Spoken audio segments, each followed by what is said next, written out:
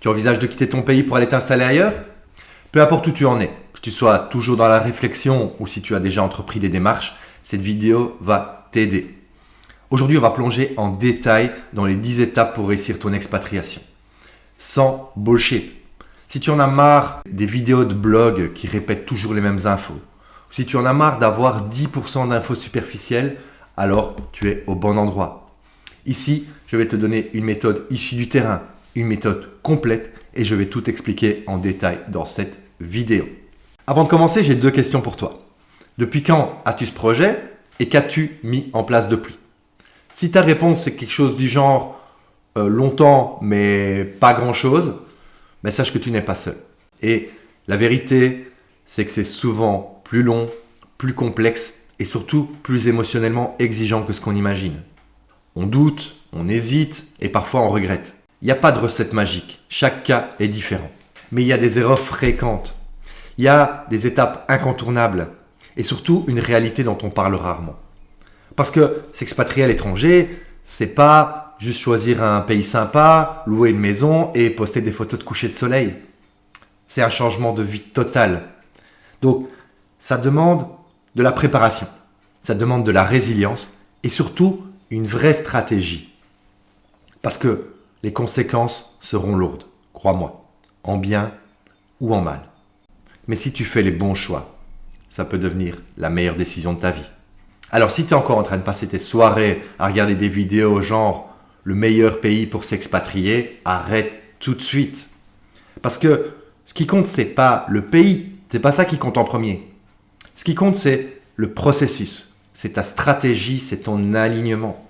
Et c'est exactement ce que je vais te partager aujourd'hui. Au fait, moi c'est Alexandre. En plus de mes activités, je suis coach professionnel depuis 2017. Et il y a 2 ans, avec ma femme et mes 2 enfants, on a décidé de tout quitter.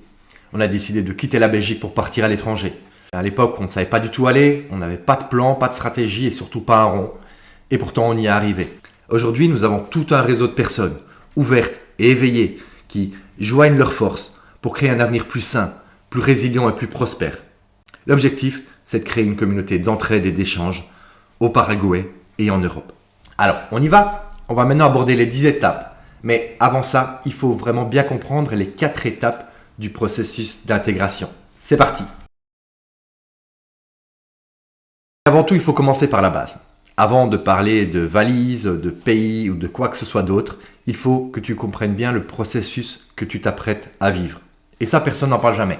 Il y a donc 4 étapes. 4 étapes que tous les expatriés traversent, peu importe leur origine, peu importe leur revenu, leur âge ou le pays de destination, ils passent tous par ces 4 phases.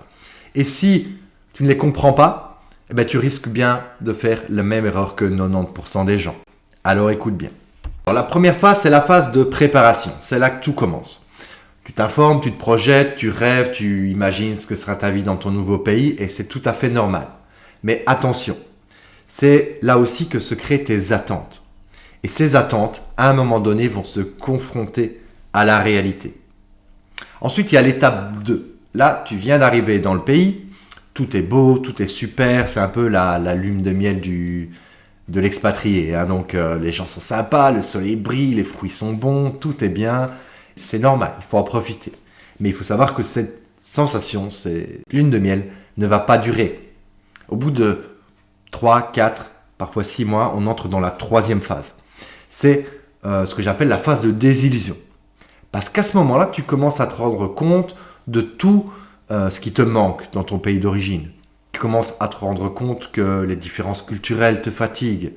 Tu ne comprends pas les codes, l'administration te fatigue. Tu doutes, tu te demandes si tu as fait le bon choix et c'est là que la majorité des gens abandonnent. Parce qu'ils ne se rendent pas compte que cet inconfort est normal.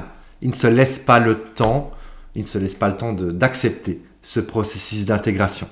C'est souvent à partir de 9 mois, 1 an que l'on passe dans la 4e phase, qui est la phase d'intégration proprement dite. Là, si tu as tenu bon la phase 3, tu passes vraiment un cap.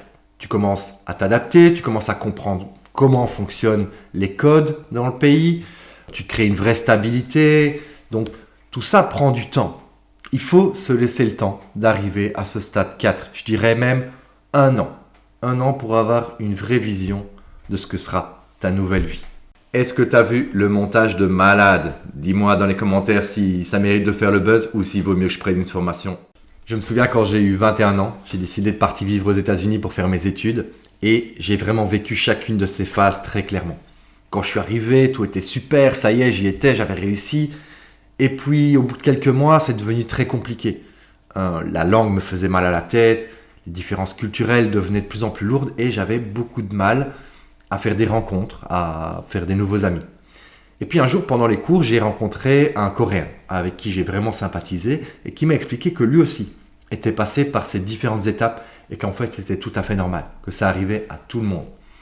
Et là, j'ai senti un poids vraiment s'enlever de mes épaules parce que j'ai compris que le problème c'était pas moi, que c'était quelque chose de normal et surtout que c'était quelque chose de temporaire.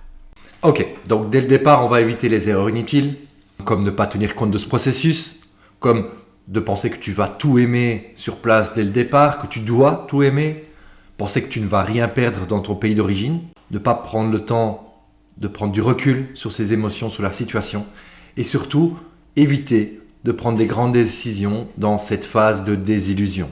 Pourquoi c'est important? Parce que si tu ne comprends pas ce processus, tu risques de mal interpréter ce que tu ressens. Tu risques de tout remettre en question au pire moment, alors que en fait c'est un processus tout à fait normal, un processus temporaire. Tu es juste en train de t'adapter. Donc maintenant qu'on a planté le décor, il est temps d'entrer dans le vif du sujet. Parce que le vrai levier de la réussite, c'est pas un pays, c'est pas des valises, c'est pas un budget, c'est de savoir pourquoi. Si tu veux réussir ton expatriation, commence au bon endroit. Parce que ce n'est pas la destination qui donne du sens au voyage, c'est l'intention avec laquelle on part. Ça a l'air logique dit comme ça, mais on croit souvent que c'est le désir qui nous pousse à agir. Pourtant, si c'était le cas, on irait tous à la salle de sport, pas vrai? On veut tous un super corps d'athlète. Mais non, les raisons qui nous font pousser la porte de la salle sont beaucoup plus profondes que ça. Et donc dans l'expatriation, c'est exactement la même chose. Si tu négliges cette étape, tu pars dans le flou. Et quand le doute viendra, et crois-moi, ça viendra, tu n'auras plus rien pour tenir. Et à ce moment-là, tu auras besoin d'énergie. C'est pour ça qu'il te faut un moteur. Et je vais être bien clair avec toi. Ce qui va te donner de l'énergie, c'est pas la promesse d'une destination de rêve, d'un climat plus doux ou d'une fiscalité plus avantageuse. Non. Ce qui va te donner de l'énergie, c'est ce non, ce ras-le-bol intérieur, ce moment où tu dis « Maintenant, ça suffit, je reprends le contrôle de ma vie ». Et franchement, les raisons ne manquent pas. Tu veux un petit panorama rapide? Allons-y. Économiquement, c'était déjà instable avant la guerre en Ukraine et le Covid, mais maintenant, n'en parlons plus. L'emploi, on vit une vague de faillites sans précédent, comme jamais dans l'histoire de l'Europe. La culture, ce qui nous en reste, c'est quoi? Des slogans publicitaires. Les services publics, la médecine, l'éducation, c'est des mêmes, rien de plus. Notre retraite, on la touchera pas avant 147 ans, si on la touche un jour. Et puis, il y a l'inflation, les taxes, tu connais très bien tout ça. Dernier argument et pas des moindres, la guerre en Ukraine. On l'a financée, on la finance toujours. Et on pourra s'estimer heureux si on ne la paye qu'avec notre argent. Alors oui, tout ça mis bout à bout, ça peut paraître acceptable, mais la vraie question c'est, comment sera la situation dans 10 ans? Est-ce que tu veux rester passif face à ça? Ou est-ce que maintenant, tu prends une décision, tu poses tes limites et tu reprends la main sur ta vie? Maintenant que tu reprends le contrôle, tu peux définir ta propre direction.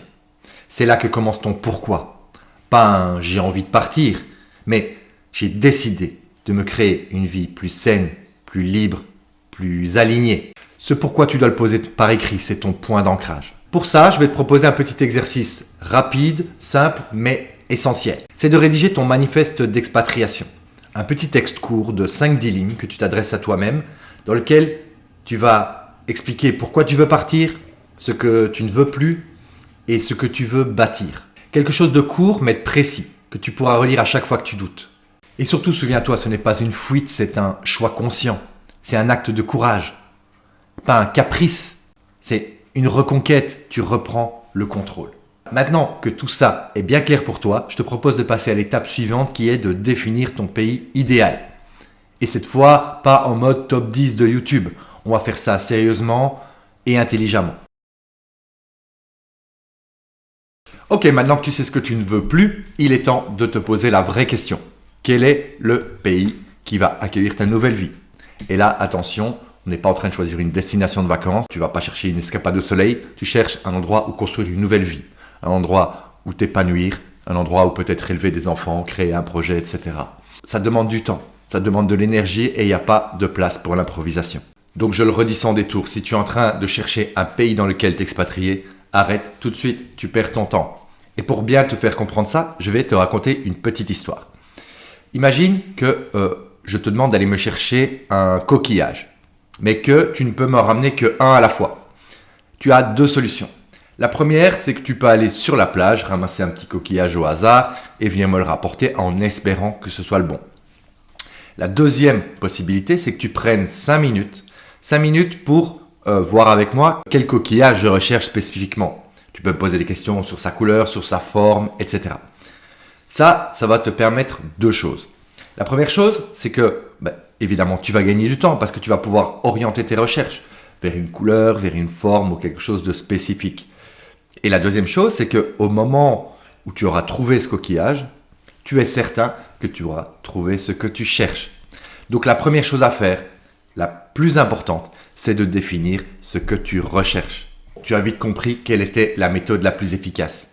Et avec l'expatriation, c'est exactement la même chose. Si tu pars dans tes recherches, si tu te lances dans des recherches sans savoir ce que tu recherches, tu vas explorer au hasard, tu vas douter tout au long du chemin, tu vas perdre un temps fou et surtout, tu ne seras jamais sûr d'avoir trouvé ce que tu cherchais.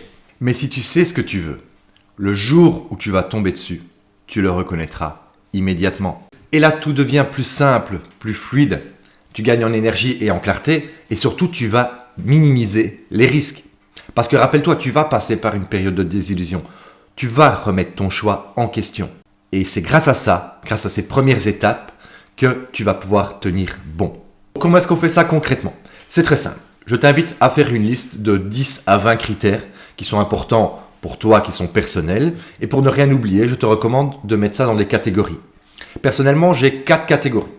On a les critères environnementaux. Donc là, on va retrouver tout ce qui est nature, risque naturel, l'eau, l'air, la fertilité des sols, la sécurité. La deuxième catégorie, c'est la population. Donc là, évidemment, on va retrouver en premier la langue parlée.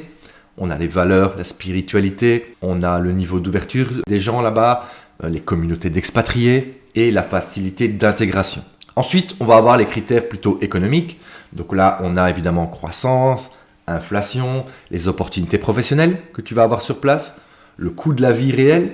Ensuite, dernière catégorie, ce sont les critères qui sont plutôt politiques.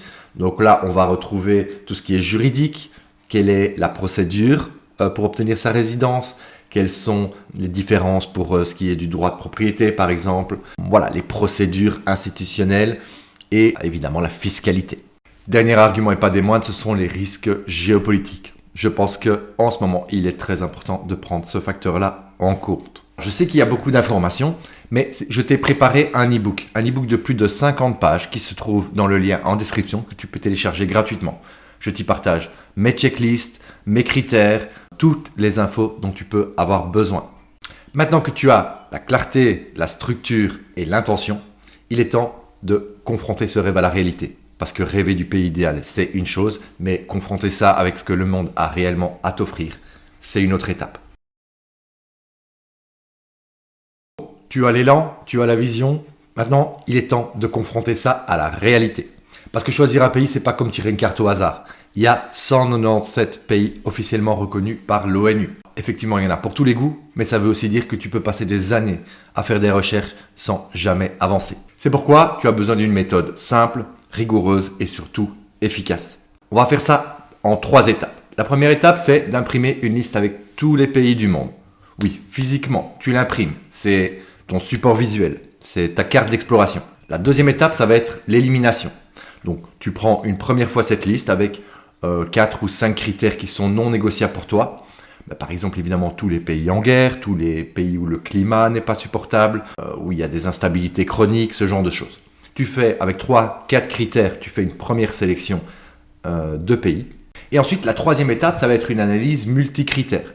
C'est-à-dire qu'on va reprendre les critères de l'étape précédente, on va en faire une grille avec 10 ou 20 critères que tu as définis avant, une colonne par pays, et on note pour chaque pays.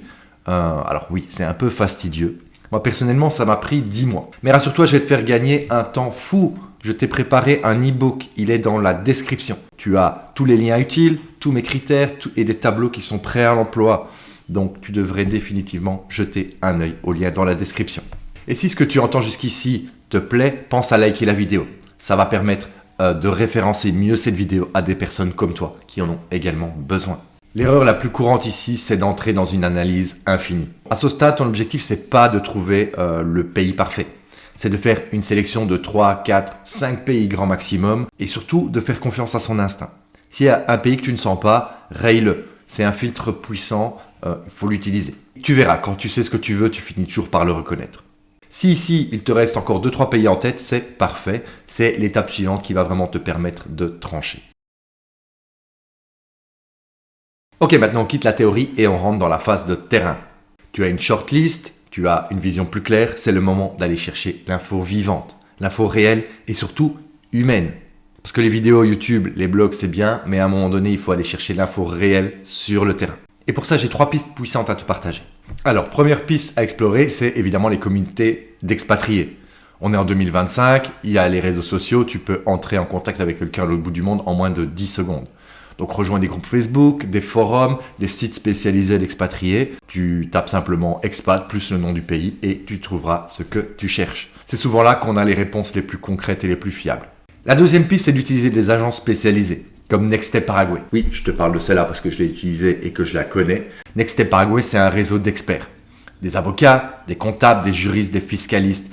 Tout un réseau qui aide des familles entières à s'installer au Paraguay. On y parle 6 langues différentes. Résidence, installation, création d'entreprise, fiscalité. Ils s'occupent vraiment de tout. Et comme je te dis, j'ai testé, pour moi, c'est un service 5 étoiles. Mais attention, toutes les agences ne se valent pas. C'est pour ça, dans mon e-book, je te donne un guide qui te permet, qui t'aide à sélectionner une agence spécialisée et surtout éviter les arnaques. Ensuite, la troisième piste, c'est le hack ultime, celui dont personne ne parle jamais. C'est simplement de contacter ton consulat. Oui, ton consulat, c'est un service public, officiel, 100% fiable. Ils peuvent te donner des informations très précises sur ta situation et même te donner des contacts sur place. Par contre, d'après ce que j'ai entendu, ça dépend vraiment des pays. Donc, il y a certains qui vont être vraiment super agréables et il y en a certains qui vont simplement vous remballer. Donc, tentez le coup, ça vaut la peine. Et s'ils ne vous répondent pas, s'ils vous remballent, ignorez-les tout simplement. Je me rappelle bien quand on est allé à notre consulat au Paraguay, c'était à l'extérieur de la ville, à l'extérieur d'Asunción, et donc on a fait à peu près 1h30 de route. Et on était en taxi. Donc c'était assez épique. Et puis après 1h30 de route, le taxi se gare devant un bâtiment genre KFC. Et là je me dis, on s'est certainement mal compris. Et là il sort et il rentre dans le bâtiment. Je dis, bah, c'est quand même fort quoi. Ça fait 1h30 qu'on roule, on va être en retard. Et lui il sort, il va se chercher à bouffer quoi. Et non, en fait il ressort 30 secondes après. Il vient dans la voiture et il nous annonce que c'était là sur place. Donc oui, le consulat belge au Paraguay, ça ressemble à ça. Mais franchement, on a eu un super accueil, on a eu des informations super précieuses et on a eu un bon souvenir. Donc je le conseille à tout le monde, c'est vraiment le bon réflexe quand vous allez dans un pays pour la première fois, vous passez 1 heure à votre consulat. Si je devais résumer cette étape en une phrase, c'est le plus grand capital quand tu t'expatries, ce ne sont pas tes économies, c'est les gens qui sont autour de toi.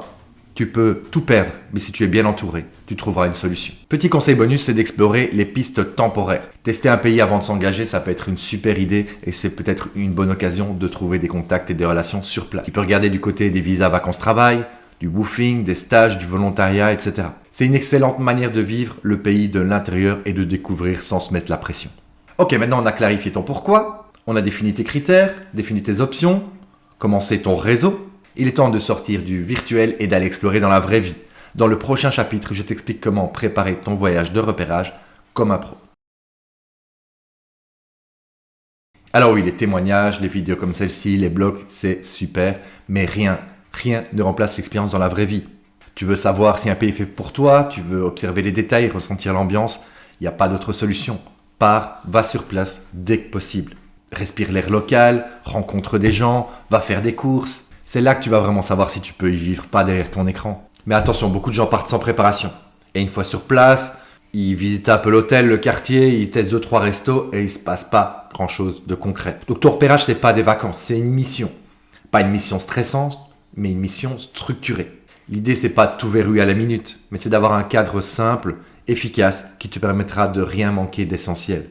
Je te conseille de faire un plan simple, sur 10 jours, avec une action concrète tous les jours. Pour optimiser l'expérience, il y a quelques conseils à retenir. C'est de partir hors séjour touristique, évidemment, d'arriver dans une période où les administrations sont ouvertes, et surtout d'anticiper certains rendez-vous avec le consulat, avec des professionnels, les agents immobiliers, etc. Alors, quelques petites idées d'activités clés que tu peux planifier dès maintenant. J'en ai déjà parlé, mais c'est visiter ton consulat, prendre rendez-vous avec un agent immobilier sur place, un avocat peut-être, visiter différents logements, à la ville, à la campagne, dans différents quartiers peut-être, rencontrer au moins un expatrié pour lui parler en vrai, visiter une école si tu as des enfants, passer du temps dans un marché, dans une salle d'attente, dans une station de bus, parce que c'est là que se passe la vraie vie. Et côté logistique, il ne faut rien laisser au hasard. Ton passeport qui doit avoir au moins 6 mois de validité, un permis de conduire international, une assurance voyage, une assurance santé internationale, une carte bancaire déplafonnée ou une carte bancaire internationale, avoir une monnaie locale, avoir une carte SIM ou une eSIM. Je le répète, cette préparation n'est pas une étape à zapper. Ça peut littéralement te faire gagner des mois de galère, préserver ton équilibre mental et surtout te faire gagner de l'argent. Donc prépare-le sérieusement, mais avec curiosité. Sois également attentif à tes ressentis. Parce que sur le terrain, c'est ton corps, c'est ton intuition qui va te donner la réponse. Ok, la parenthèse repérage est posée. Maintenant, il est temps de passer aux choses sérieuses. Le départ réel, la mise en mouvement, l'intégration, on attaque ça tout de suite dans l'étape suivante. Ça y est, tu as recherché, comparé, trié, etc. Maintenant, c'est le moment de mettre un pied sur place. Le premier voyage n'est pas une formalité, c'est un moment clé. Crois-moi, ce que tu vas ressentir sur place, aucune vidéo, aucun témoignage, aucun tableau comparatif ne pourra le remplacer. Mais attention, je vais te présenter maintenant une erreur que j'ai faite et que la majorité des gens font dans cette étape. Quand je suis arrivé pour la première fois au Paraguay, j'étais beaucoup trop dans le mental, dans le contrôle, dans le plan, tellement que j'en ai oublié de vivre le moment présent. Et du coup, je suis peut-être passé à côté d'expériences simples mais essentielles. Ce n'est qu'après 4 jours sur place que j'ai commencé à me détendre, à respirer, à me laisser aller. J'ai commencé à prendre confiance et à me laisser guider par les personnes qui m'accompagnaient sur place. Et c'était pas prévu, mais le week-end, on a pris un bus local pour faire plus de 3 heures de route pour aller dans la campagne. Et là, on a vraiment vécu des moments magiques. Vous savez, ce genre de moments hors du temps. Et là, j'ai regardé le décor autour de moi et j'ai ressenti vraiment pleinement cette ambiance, cette sérénité. Et à ce moment-là, tout était parfaitement clair pour moi. Ce que j'ai compris surtout, c'est que le bon état d'esprit, c'est pas d'être rigide, c'est d'être curieux, disponible et flexible. Laisse la place à ce que tu n'as pas prévu, parce que c'est souvent ce qui n'est pas au programme qui va te donner les meilleures réponses. Un café que tu partages avec un inconnu, un bus qui passe pas à l'heure, un moment de silence dans un quartier. C'est tous ces petits détails-là qui t'aident à prendre une décision. Et surtout, garde une chose en tête, ton objectif, c'est pas de tout régler, c'est uniquement de prendre une décision. Et c'est ça, le vrai but du séjour, savoir si, effectivement, tu peux vivre ici. Et si tu te ressens un peu d'hésitation, c'est normal, ne cherche pas à te convaincre à tout prix. Observe, écoute-toi, note ce que tu ressens et laisse-toi le temps de la réflexion. Donc en résumé, ton premier séjour, c'est une boussole, c'est pas une checklist. Tu seras pas prêt à 100% et c'est tout à fait normal. Mais si tu restes présent, ouvert et honnête avec toi-même, tu reviendras avec une réponse. Cette réponse, ce sera ta base pour construire la suite. Dans le prochain chapitre, on parlera du vrai départ. Pas juste du billet d'avion. Le départ définitif, celui où tu quittes pour de bon ton ancienne vie et où tu vas vers ta nouvelle vie. Et ça, tu vas voir, ça demande bien plus qu'un sac à dos. Ok, tu as fait ton repérage, tu sais où tu veux aller. Maintenant, il est temps de préparer ton vrai départ. Donc, ton objectif ici, il est double. Un, c'est d'être solvable, c'est-à-dire d'être capable de subvenir à tes besoins pendant plusieurs mois sans aucun stress. Deuxième objectif, c'est d'être autonome, c'est-à-dire de ne pas dépendre de ton pays d'origine pour chaque détail. Donc, ça veut dire quoi concrètement? Ça veut dire un budget bien préparé et solide, des papiers en règle et des arrières assurés. L'erreur classique ici, c'est la précipitation, évidemment. Ce que je vois trop souvent, c'est des gens qui partent dans un pic de motivation et qui n'ont pas verrouillé l'essentiel. Résultat, 3 mois plus tard, ils galèrent, ils s'endettent et ils sont obligés de revenir dans leur pays. Pas parce que le pays ne leur convenait pas, mais parce qu'ils n'avaient pas établi une fondation solide. Donc ne fais pas cette erreur. Et crois-moi, repartir à zéro après un échec d'expatriation, ça fait très mal. Quand je suis parti vivre en Californie, c'est précisément l'erreur que j'ai faite. Donc j'étais parti pour étudier et j'ai négligé ce point. Je n'avais pas prévu un budget suffisant pour tenir toute la durée. Je me suis dit que sur place ce serait plus facile, que je trouverais certainement une solution pour travailler, je trouverais une bourse ou une alternative ou quelque chose comme ça. Et finalement, ce qui devait arriver arriva. C'est-à-dire que j'ai super bien réussi mes études, à ce niveau-là, il n'y avait pas de problème, mais pas de bourse. Pas de bourse, pas de travail, pas de revenus, retour chez maman. Alors c'est que mon expérience personnelle, mais ça m'a appris quelque chose d'essentiel, c'est de ne pas se précipiter et de ne pas se dire que ça ira mieux après. Rien n'est plus facile sur place. C'est pareil, voire même plus difficile si vous avez la barrière de la langue. Donc ne vous dites pas que ce sera plus facile, que ça ira mieux sur place. Prévoyez le coup avant. Ok, donc ceci étant dit, on prépare quelques points essentiels sérieusement. Je vais te dresser une petite liste de fondamentaux à ne pas oublier. Le premier, c'est d'avoir un budget clair. Un budget clair pour 6 mois minimum. Billets d'avion, logement, nourriture, frais de résidence, frais de santé et surtout un billet d'avion pour un retour en cas d'urgence. Ça, c'est vraiment essentiel. Ensuite, deuxième point, c'est d'avoir une situation administrative qui est propre, qui est bien nettoyée dans son pays d'origine, c'est-à-dire résilier ses baux, ses abonnements, faire toutes les démarches fiscales pour obtenir sa résidence fiscale au besoin, mettre à jour ou fermer ses comptes en banque. Et un point qui peut être vraiment utile, c'est de désigner un mandataire pour votre courrier, etc. Troisième point, ça va être toute la partie logistique. Avoir évidemment ces valises qui sont bien préparées, toutes ces affaires, prévoir si vous voulez un déménagement maritime ou un déménagement aérien, prévoir tous ces documents apostillés, le passeport, tout ça en ordre de validité, traduire ces documents au besoin, vérifier pour ces comptes en banque que vous puissiez utiliser votre carte bancaire à l'étranger ou éventuellement prévoir un compte en banque international, Wise, Revolut, ce genre de choses. Avoir du cash, de la monnaie locale et prévoir évidemment au niveau santé. S'il faut des vaccins, les assurances, les ordonnances, ce genre de choses. Donc tu as bien vu que dans tout ce que je viens de citer, tous ces points sont vraiment importants, sont vraiment essentiels. Donc ta réussite, elle ne va pas se jouer sur un billet d'avion que tu as réservé en promo. Elle va se jouer dans ta capacité à tenir sur la durée. Donc rappelle-toi, ton objectif, c'est pas juste de partir. C'est de ne pas avoir besoin de revenir. Et pour ça, évidemment, la préparation, c'est la meilleure alliée. Donc, on peut résumer cette étape en 3 points. Planifie ton budget sérieusement, quitte ton pays proprement et assure-toi de ton autonomie à l'arrivée. Tu trouveras plus d'informations et mes checklists dans l'e-book en description. Tout est préparé, tes valises sont prêtes, il ne reste plus qu'une journée. Il ne reste plus qu'une seule journée, une journée qui changera probablement ta vie, mais ce qui est certain, c'est que tu t'en souviendras pour toujours. Voilà, tu y es, le grand jour, celui que tu as préparé pendant des semaines, des mois, peut-être même des années. Et tu sais quoi, ce jour-là, tu ne l'oublieras jamais. Parce qu'il y a un avant et un après. C'est pas juste une date sur un billet d'avion, c'est pas juste des valises qui passent un portique de sécurité. C'est le jour où tu reprends le contrôle de ta vie. C'est le moment où tu ne subis plus. Tu choisis. Et cette journée mérite d'être vécue en pleine conscience. Trop de gens passent cette journée à courir, à vérifier, à stresser, à paniquer et ils oublient de vivre la journée.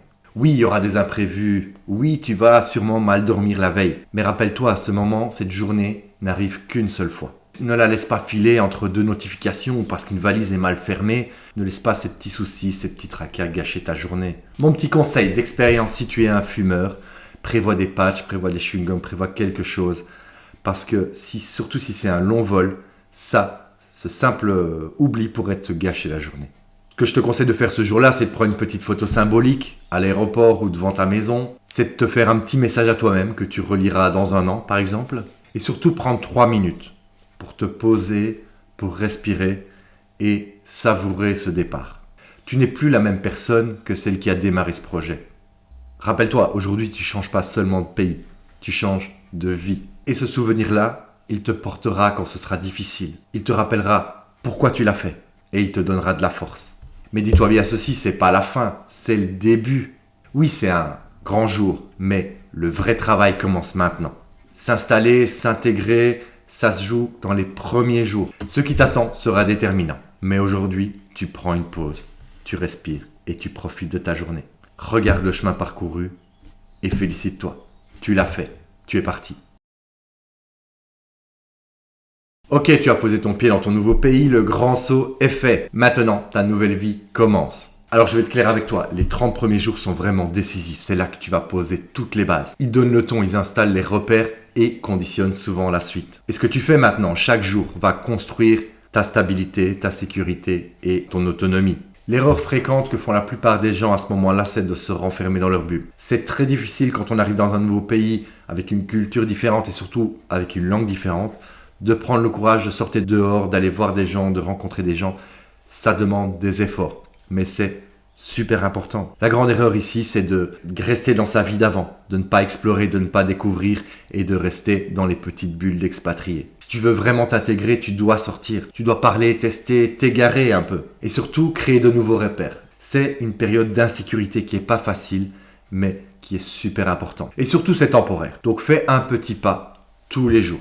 Les 30 premiers jours, c'est vraiment le moment parfait pour installer une nouvelle routine. Tester les transports, les marchés, les cafés, les restaurants, prendre rendez-vous chez un médecin ou à une banque, visiter une école, un coworking, un club de sport, voilà. Essayer de découvrir ton environnement. Et encore une fois, c'est vraiment le meilleur moment de ta vie pour imposer des nouvelles habitudes. Tes habitudes ne sont pas encore installées, donc c'est vraiment un bon moment, un moment très facile pour s'imposer des nouvelles habitudes. C'est vraiment le moment de faire ce changement que tu repousses probablement depuis des années. Donc profite de ça pour aligner ta vie, ton mode de vie avec tes valeurs. Avoir un mode de vie plus sain, un meilleur sommeil, plus de temps pour toi, pour ta famille, pour tes projets perso. Ce que tu poses ici va vraiment t'accompagner pour longtemps. C'est vraiment une occasion unique de transformer ta vie en ce que tu veux vraiment. Tu n'es pas en transit, tu n'es pas en pause, tu es en création. Alors oui, il y aura des hauts, des bas, des ajustements, mais chaque jour passé sur place te rapproche un peu plus de ton nouveau chez toi. Donc on arrive bientôt à la dernière étape, celle qui va faire vraiment toute la différence. Ça va faire la différence entre vivre à côté et pleinement s'intégrer. Ça y est, tu y es, tu as franchi toutes les étapes. Tu as préparé, planifié, traversé le doute, le départ, l'installation. Et maintenant tu rentres dans la phase la plus profonde et finalement la plus difficile, c'est l'intégration réelle. Souviens-toi, on a parlé au début de la vidéo de tout ce processus, de ces 4 phases du processus d'intégration. La première année, c'est souvent la plus difficile. Tu passes par une période d'adaptation, d'inconfort et souvent de solitude. C'est normal, c'est humain et surtout c'est temporaire. L'erreur la plus courante ici, c'est de douter. De douter de soi, de douter de ses choix, douter de ses capacités à s'adapter.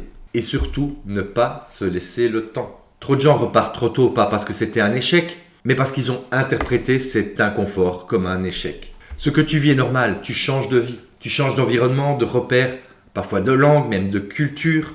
C'est instable et ça, on ne peut pas le nier. C'est fatigant émotionnellement. Mais il y a une chose essentielle à comprendre, c'est que cet inconfort ne signifie pas que tu as échoué. Il signifie que tu es en train de te transformer, de t'adapter. Si tu gardes ton énergie, que tu prends soin de toi, que tu acceptes de ne pas tout contrôler directement, tu passes un cap. Donc, qu'est-ce qui peut t'aider à traverser cette phase? C'est principalement l'étape numéro 1, ton pourquoi. Il faut que tu puisses accepter que certaines journées soient floues, soient difficiles, soient fatigantes. Veille à bien t'entourer de gens sains, de gens positifs. Crée-toi de nouvelles routines qui ont plus de sens, qui te donnent de l'énergie. Et autorise-toi à être vulnérable sans te laisser abattre. Tu n'es plus en transit, tu es chez toi. Donc l'intégration, c'est pas de renier qui on est. L'intégration, c'est de tisser les liens entre soi et son nouvel environnement. C'est apprendre, c'est s'adapter, c'est créer une version de soi-même encore plus solide, encore plus résiliente. Et cette version-là, elle a traversé un vrai parcours. Elle a construit une nouvelle vie. Donc, en résumé, donne-toi au moins 1 an.